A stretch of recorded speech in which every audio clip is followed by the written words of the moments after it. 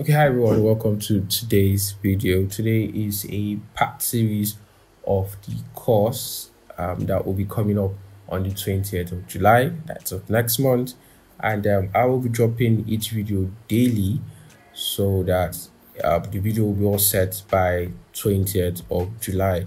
And this is just one part of it. So in the course, it's going to contain all the resources and everything that you need, the editable resources you will need, the editable files you want to work on, probably everything that I'll be having here. I'll be dropping all the resources, like when it comes to the assets or the elements that I'll be using will be dropped in the link in the description. But when it comes to the editable files and everything that you will need, that's the guide for you to go through, this video will be also dropped to the course. But you can follow along as you're watching this, and you can, from the resources that will be left in the description, that's in the link in the description, you can also get to download this image that I'm using for your own practice, so you can follow along as we do what we are doing here. So I'll be creating three of the shapes, three shapes first. That's the first three shapes at the top. Then from there on, we'll be creating the next one, which is down below, which is much easier compared to the one up front or the one on top. So I'll make it very easy for you guys. So let me zoom in.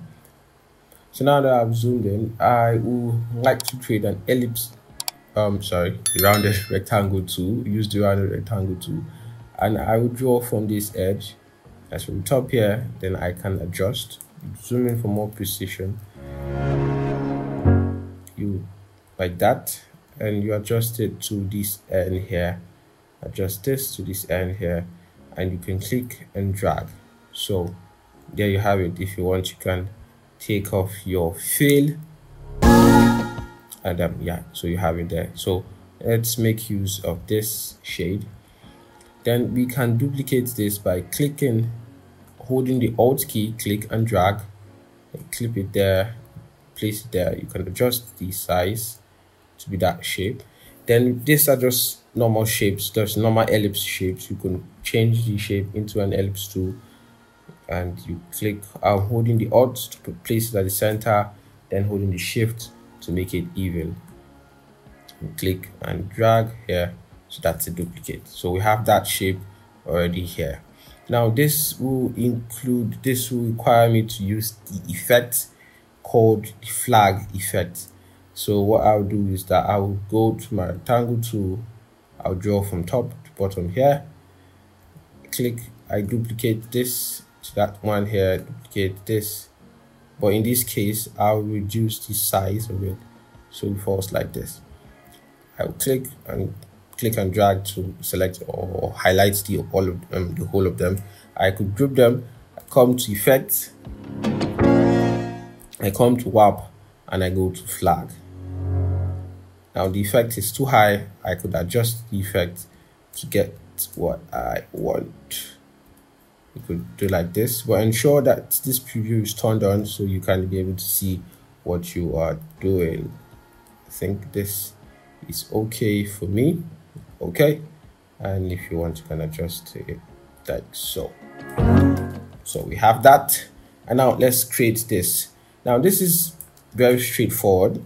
It wants you to use your direct selection tool. So let's create our shape first. Our shape will be from here, so the straight line here, down to the side like that. So click from here and you drag to this point, and that's all you need. Now we can remove the fill so we can see inside of it. We go to our direct selection tool, click here, and you drag. Hold on your Alt so it remains on safe, because if you leave your Alt, you could dangle around to go on a straight line. Hold on your Alt there, and also do the same here. Sorry, click. Ensure. Let me show you something. I had that error because of something. Let me show you why it was it. Now, if you see, all of them are white boxes here, but if you click on just this box, the rest will be white, but this box will be highlighted. So I hold on my Shift, I click and I drag. That's click and you drag. So that's it. So that's how you create that balance. So if, let me have a duplicate, let me show you what I mean. Let me duplicate this. Now if I go to the direct selection tool, ensure it's highlighted, go to direct selection tool, and all these boxes are so. If I decide to click and drag, it will move the whole box. But if I just decide to click only one of the box, the rest will become white, and this one will be the one highlighted. So I could adjust it any way I want it to be. So that, and you could also delete that point if you want to. So that's it. So we click duplicate and place down here, push it to the side like that, just like so. Then we can adjust this. But you notice here it's not adding up. So what do? We can slide this bottom, slide it to the right. If you want to use your, it will also take you time because you have to adjust this and also adjust this. Or we can just come here to our free transform, ensure it's clicked, and ensure it's on the free transform. Come to this part, you click and you drag and place it equally. So good. Let's zoom out and we have that. So now what we need to do is we need to create a point here where we'll take it to the top, and create also a point here where we'll also we need to create a point where it meets this point, and this point will also meet.